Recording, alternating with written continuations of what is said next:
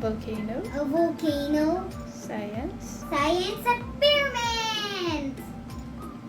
Remember, ask your parents for help. I got Mama here. Hello, Mama. Hello, Kenrick. First, we need the bottle we have. Then we need paper to form the volcano. What did we use to hold the paper together? Tape. We need glue to make the paper mache. Now we're gonna paint our volcano. Almost done. We're gonna use red paint for the lava.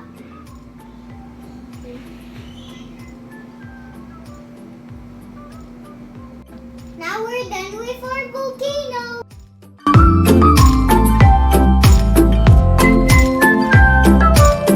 Now we're gonna put baking soda in the volcano now.